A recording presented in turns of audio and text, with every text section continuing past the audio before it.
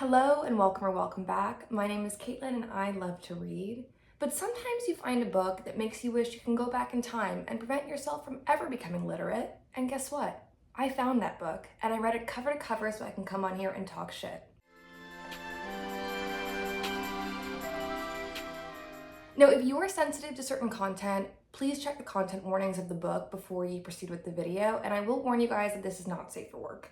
Penelope Douglas is a romance writer who has become really big on Booktube and Booktok in the last few years, and I think her most popular novel is a book called Credence. Now that is a reverse harem about a girl who basically sleeps with her entire stepfamily. I read that book and it was pretty bad, so I was expecting that to be her most unhinged work, but after reading Corrupt, I changed my mind. So in my Smut book club, my friend picked Corrupt by Penelope Douglas as our book of the month. And this book is the first in a series called the Devil's Night series, and it is so heinous and toxic and problematic and stupid, I just have to dish. Now this goes without saying, but there are going to be a lot of spoilers in this video. And I feel like I should preface the video by saying, if you like this book, that's okay. I'm not here to make you feel dumb, but what I really want to say is, if you like this book, you should read better books. All right, y'all, let's get into it. So this book is set on the East Coast in a town called Thunder Bay, which I think is made up, but it's supposed to be just this uber wealthy suburbia. So let's talk about our cast of characters. Erica goes by Rika. She is our female main character, and she is hot, she is rich, she is blonde, and she is perpetually horny. Erica's dad is dead. I'm not really sure how, I forget, but basically he used to own a jewelry store, and that's how the family accumulated most of their wealth. Erica's mom doesn't cope well with the death of her husband, so she basically just does a bunch of drugs and neglects her duties as a mom. Okay, so now we have a different suburban mom called Mrs. Christ, and she basically like pseudo adopts Erica. Rika's always at their house for dinner. She's got like a bedroom there. She's one of the family. She spends most of her time at the Christ household. Mrs. Christ is all about appearances and tends to look the other way if anything unsavory is happening. Now she's got two boys, Trevor, who is Rika's age and is kind of the golden boy of the Christ household. Their parents always thought that Rika and Trevor would wind up together, and at a point she does date him, but she's never romantically interested in him, so she breaks up with him before the book starts. Now Michael is the older brother, and Rika has always been super infatuated with him. He's supposed to be dark and scary and dangerous. He's just been kind of a huge dick to Rika and pretends like he doesn't know who she is for a big part of her childhood, even though she's always at the house. Now he is, as an adult, an NBA player. He's a professional basketball player in Meridian City, which is I guess like a neighboring town. And then we have Mr. Christ, who is the patriarch of the Christ household. He is a super powerful, wealthy businessman who's always cheating on his wife. Now he used to be best friends with Rika's dad before his death, and so he has become the guardian of Rika's wealth. He is the trustee until she turns a certain age, and then she can inherit the fortune. Now let's talk about Michael's besties. He is the leader of a little gang called the Four Horsemen, which is very cool, boys. Kai is Michael's right-hand man. He is Michael's best friend, and he's very dependable. Michael can usually trust him. Will, I don't know much about him except for he's got curly hair and a drinking problem. And then we have Damon, who is a literal psychopath. This guy sucks so bad. I know he gets a redemption book later in the series, but he shouldn't. He's a real piece of shit. Also, there's a character named Alex who is just an expensive prostitute that's always around this group. They really just use her as a plot device to show more sex. So we start this book at a party at the Christ house where Trevor comes up to Rika and says to her, "I love you, we should get back together." She's very dramatic and says, "No, Trevor, I'm gonna make it on my own. I'm leaving you, I'm leaving Brown, I'm gonna go to Meridian City and I'm gonna see what I can do on my own." She feels super entitled, like her background has given her a leg up, and she wants the chance to be free and see what she can do for herself. So after the party, she heads home to pack up her stuff to go to her new school in a new city, and while she's there, she notices a package in her bedroom, and it's a very expensive dagger. Now when she looks out the window, she sees 3 people in masks staring at her. And while this might seem very random, it's not. You see, there's a dual timeline in this book. So we're in the present when Rika is 19 and Michael's about 23. And then there is the past where Rika is 16 and Michael is about 20. Now, in the past, Rika was in high school, and this high school really cares about boys basketball. Now, when Michael and his friends in the Horsemen were there, they were an amazing basketball team. They won awards, and that was a big deal. Michael went all the way to the NBA. He was great. But now that they've graduated, the basketball team has suffered, and this is a problem.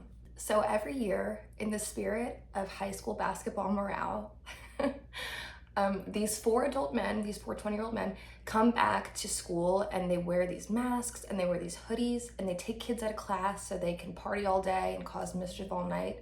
And hopefully the basketball team will do better. Now, this town and the teachers are supposedly cool with this, but in reality, I could literally never see this happening. We see this scene where Michael comes in his mask and stands above Rika in her class and just like breathes over her in an intimidating fashion. And when the teacher's like, hey man, she's only 16, she can't come with you out of school today, he gets scared when Michael looks him in the eyes. So basically these boys come to the school, they try to get all of the older kids to come with them, and then they go to these catacombs to party. And I just can't imagine being 20 years old and being so into this. It seems super lame. And I just can't imagine teachers being like, oh no, my lesson plan, but I'll sacrifice it for the good of our shitty basketball team. Go Tigers. So Rika joins the Four Horsemen as they start their Devil's Night at the Catacombs. And they just party here for a while before night falls and they get on to their real mischief. Michael tries so hard to be so dark and twisty, and he's probably the most privileged boy in the world. He's rich, his daddy is powerful, he's got status, he's got money, but he goes on this rant to Rika. They tell us that what we want is wrong and that freedom is dirty. They see chaos, madness, and fucking is ugly. And the older you are, the smaller that box gets. And he is just a super big, whiny baby who pretends that life is really, really hard, even though he's extremely entitled. To be fair, Rika is also a big whiny baby, so the two of them just love to talk about how misunderstood and dark and twisty they are, and this gets old after about page 5. So anyway, he blindfolds Rika in these catacombs and tells her not to take the blindfold off no matter what, and she does this because she has no self-respect. And then he leaves her and his friend Damon comes over. Now Damon forces her to kiss him and gropes her underneath her skirt, and I will remind you, she's 16 and he's 20, and he just continues to assault her until she bites his lip so hard that it scares him away. Now after that, like any sane person, you would think she would rip her blindfold off and get out of there, but no, she stays there blindfolded, waiting for Michael to come back. But surprise, he never left. He was just sitting there and watching it all go down because it was a test to see if she would keep her blindfold on. The men in this book are horrible. Underline, capital letter, circled in red, absolutely horrible. And she says to him, Michael, how could you sit there and watch him assault me? And he says to her, you're not a victim and I'm not your savior. You handled it. End of story. It's so gross. Anyway, he takes her deeper into the catacombs and she's still blindfolded, and he makes her listen as a girl who I assume is a high schooler, it's not specifically said, gets gangbanged by a bunch of other guys while everyone's standing around looking on. Now Trevor comes to save the day and he gets her out of there, and she gets mad at him because she likes being dark and twisty and she's not like other girls. Okay, so let's jump back to the present. Rika moves to Meridian City and she gets an apartment in this complex. Now she initially was going to rent out just a normal apartment, like a studio, and when she gets there, they upgrade her right across from the penthouse in a huge, expansive apartment that is fully furnished, it's beautiful, it's full of amenities. And who lives in the penthouse? It's Michael. And he upgraded her, not because he wants to be a nice guy, but because he wants to have eyes on her so he can ruin her life.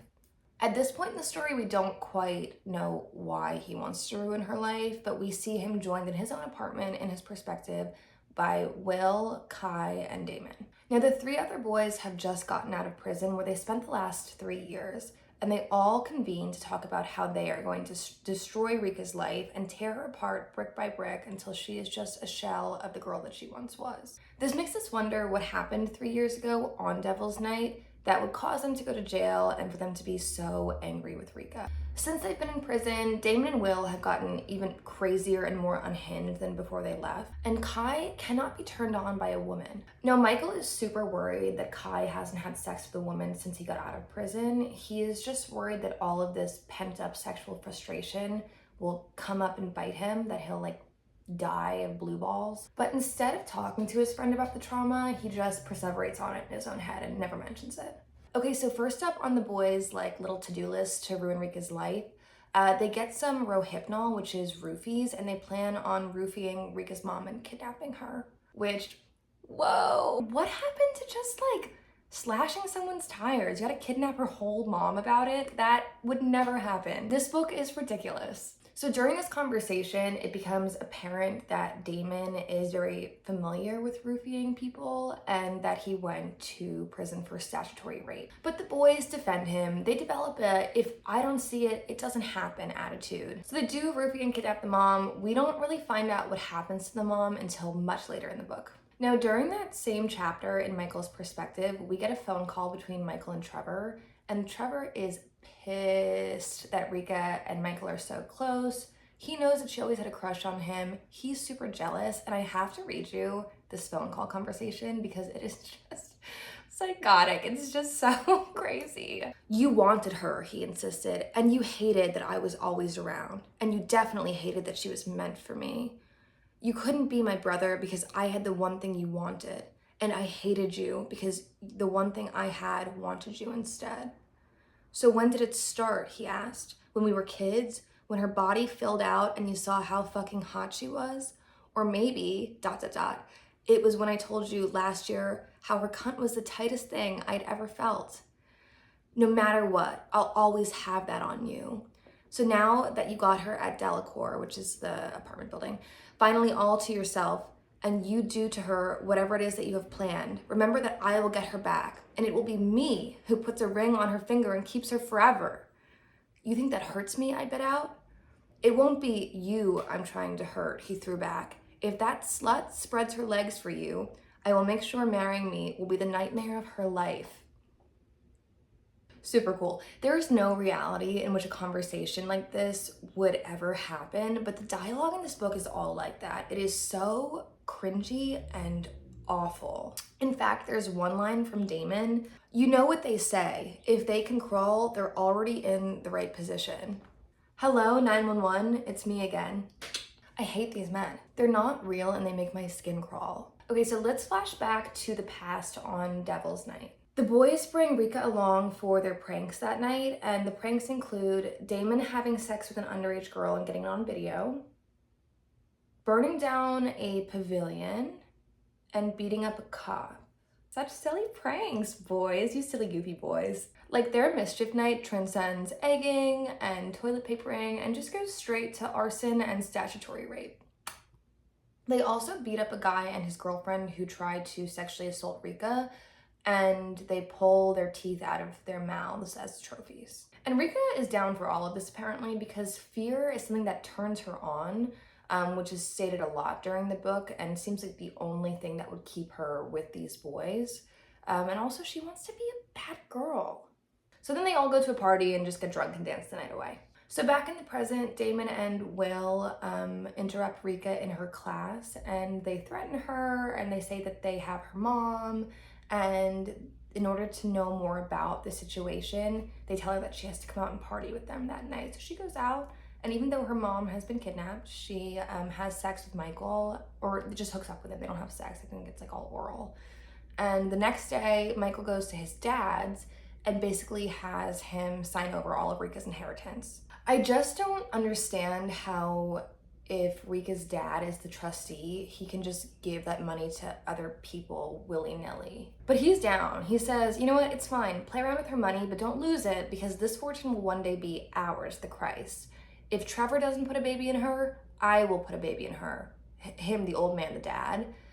Because he's like, one way or another, we are gonna have this fortune. And just, ew. Like, you're an old dude and your supposed best friend who's dead puts you in charge of his daughter's finances and well-being, and you are just thinking about impregnating her if your sons can't because you want that money, even though he's already rich. It's disgusting. So anyway, after not hearing from her mom and after the boys never really answered her questions about her mom, she winds up going home and finding that her house is burning down to the ground. Which, I'm sorry to laugh, but this whole book is so stupid. So the four horsemen just set her childhood home ablaze. She doesn't know that yet, but they're the ones who burned it to the ground with all of her like sentimental things from her dad that she'll never get back. So she's pretty sad about this, and to cheer her up, Michael makes her dress up in her high school uniform while he wears a mask, and then he takes her to the catacombs and ties her up and has sex with her a whole bunch on the dirt floor. Who says romance is dead? So she wakes up the next day after like having sex with Michael, and she's pretty thrilled because she's been in love with him forever. But she finds that he's gone. So she starts to head home and she tries to purchase something with her credit card, but to her surprise, all of her credit cards are inactive. They don't work anymore.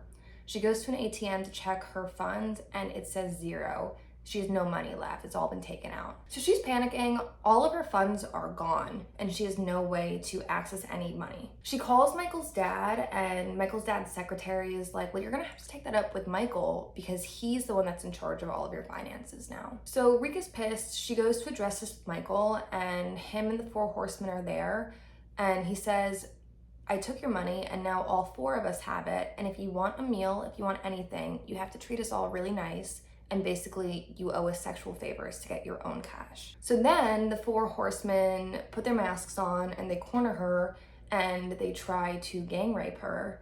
But she takes that dagger that they gifted to her. I don't know why they gave her a weapon in the first place, and she stabs Damon with it. So after all of this crazy nonsense goes down, they finally have a conversation. It turns out that after Devil's Night years ago, all the video footage that they took was leaked on the internet, and it led to the arrest of Kai, Will, and Damon. Now, they all believe that it was Rika that was behind the leaked footage, so they are really, really mad at her, and they have been planning their revenge. Does it matter that they actually committed these crimes and are just suffering the consequences of their own actions? No, absolutely not. That's unacceptable. They're rich and they're white. They can't be blamed. Rika must be blamed. It's all her fault that they got caught.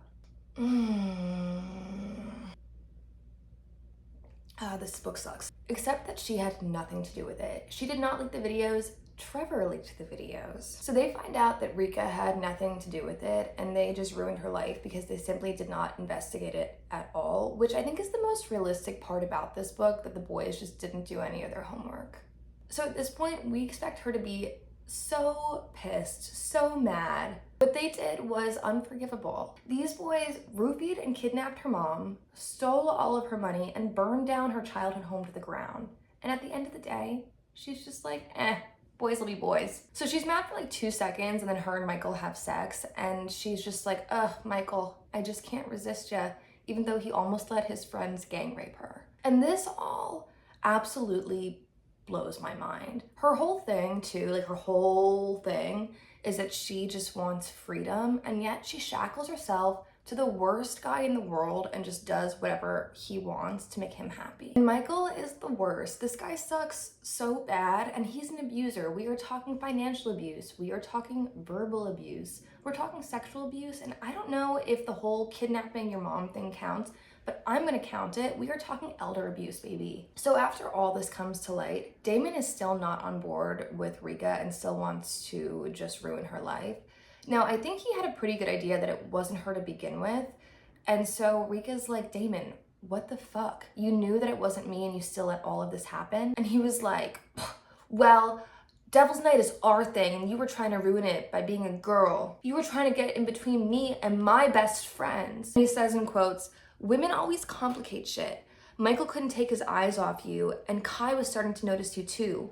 It was only a matter of time between you tore us apart. You're fucking pussy and nothing more. And then he just like runs away crying into the night like a little bitch. Ta-ta. All right, so he leaves and Rika's like, all right, y'all, where's my mom? And Michael's like, we did drug her and kidnap her, but because we brought her to rehab, we knew you couldn't help her and she kept doing drugs. Aw, because he's just a really good guy. Anyway, so her money's restored and she forgives the boys immediately. So then things are pretty hunky-dory. Rika and Michael have this budding romance, and she winds up breaking into his like gentleman boys only club to do fencing. And so she fences, she beats all the other men in there, and then her and Michael meet in the steam room. They start to have sex in the steam room, and she tells Michael that she's in love with him, but he doesn't say it back. Now, from the shadows and the steam, Kai is there watching and tells Michael, you better say it back. If you don't take good care of her, somebody else will. And instead of being like, oh, which most normal people would do if somebody was watching you have sex in the steam room from the shadows. Rika's like, Kai, what are you doing here? And he says, I was trying to see if this would turn me on. And she's like, well, does it? And he says, yeah, kinda. And she's like, get over here, you big silly. So then they have this healing, cathartic threesome in a public steam room. And they have double penetration without lube in a steam room. I'll repeat that. They have double penetration without lube in a steam room. And that's how you know how this book is fiction, because that is crazy town banana pants. Now, the end of this book is just like a big ridiculous blur to me. Trevor kidnaps Rika and like brings her out on his boat to murder her. And I don't really remember what the point of that was. The stakes in this book are literally so high for no reason. So anyway, he drops her in the ocean, and then Michael, of course, comes to save her. So they get back on the ship, and he then shoots Trevor and watches his brother bleed out on the ship. So then we get a flash forward to Thanksgiving at the Christ household, and Mrs. Christ is so happy that Rika is there, and she's like, oh, my dead son? Forget about him. I'm just so happy that you're with us, girly. We're so thrilled that you and Michael are in love. We don't care about him. And Erica's mom is there at Thanksgiving and she eats because she's not doing drugs anymore. Michael takes Rika to the Catacombs and he's like, guess what? I bought these and I'm building a house on there for us, babe. We have such happy memories here, like witnessing gangbangs together, when I let my friend sexually assault you, and when we had high school roleplay sex. And she's like, oh, babe, I love that. And then at the end of the book, after that, he proposes to her in front of the Catacombs, but in kind of like a threatening way. Okay, so this is the proposal. It means that I'm going to do my best to piss you off every chance that I get, because there's nothing hotter than when you're mad. And then I'm gonna do my best to remind you of how nice I am, so you can't stop thinking about me when we're together. It means that you're going to constantly have to look over your shoulder for what I have coming next, because I'll always be coming for you. And then you're going to want every second of it, because I already know what you like, Rika, and I can't live without you. Anyway, this is the worst book I read in my entire life. There's a lot more that happens in it because it's simply way too long. It clocks in at 516 pages. So if you want more of the gory details, go for it, but maybe just don't read it within 500 feet of a church or school. Thank you guys so much for joining me. I had so much fun making this video. I hope that you had fun watching it, and if you did, please subscribe and I will see you soon.